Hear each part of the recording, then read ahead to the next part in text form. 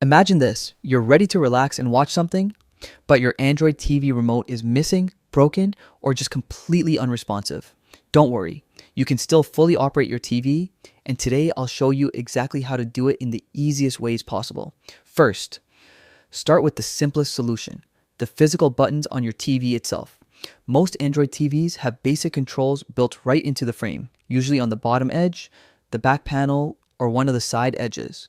You'll at least find a power button and volume keys, and some models include input or menu buttons too.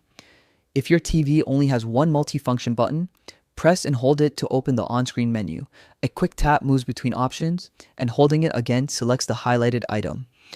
On TVs with multiple buttons, the volume or channel keys often double as navigation controls, while the power or menu button acts as a selector.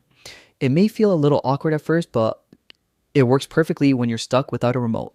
Now, for a much more convenient method, turn your smartphone into a remote. Just install the official Google Android TV remote app on your Android or iPhone. Make sure your phone and TV are connected to the same Wi-Fi network.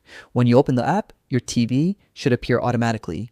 Pair it, and you instantly get a full remote on your phone.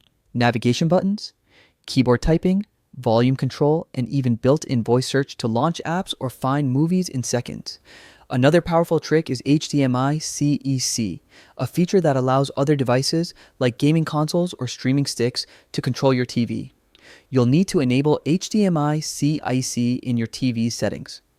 Depending on your brand, it may appear as Brevia Sync, AnyNet Plus, Simplink, or just HDMI control. Once activated, the remote of your connected device can change inputs, adjust volume, and navigate menus.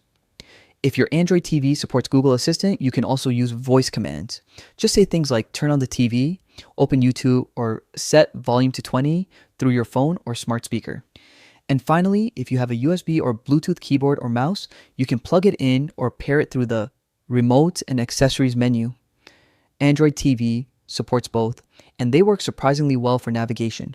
So even without the original remote, you have plenty of easy and reliable ways to take full control of your Android TV. Try whichever method works best for you, and you'll be back to watching your favorite content in no time.